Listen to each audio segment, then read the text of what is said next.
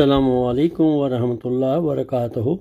अगर नमाजी मुसलमान ताज़िंदगी इस एक आयत पर ही अमल कर लें तो हम मोमिन और मुत्तकी हो जाएंगे और जन्नत का वीज़ा भी कन्फर्म इंशाअल्लाह।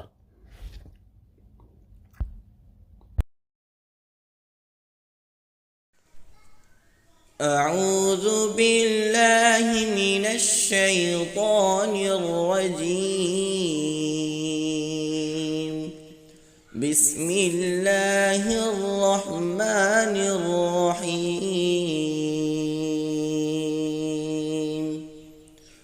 ليس البر أن تولوا وجوهكم قبل المشرق والمغرب ولكن البر من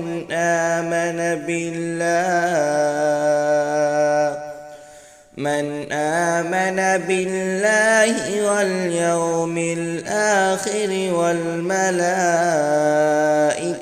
والكتاب والنبيين وآتى المال على حبه ذوي القربى واليتامى والمساكين وابن السبيل والسائلين وفي الرقاب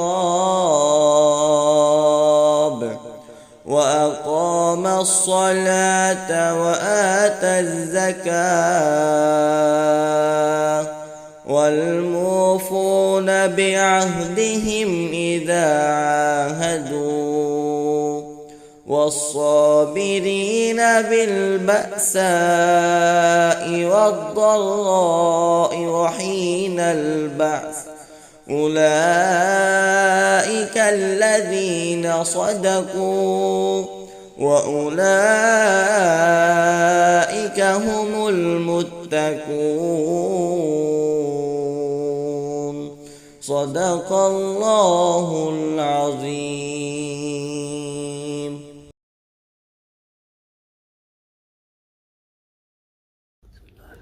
सूरह अल-बकरा आयत 177।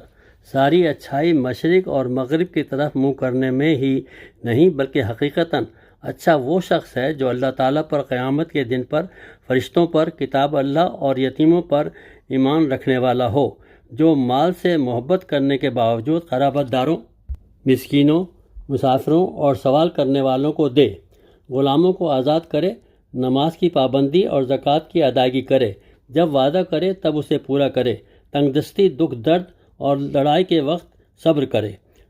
यही सच्चे लोग हैं और यही परहेज़गार हैं।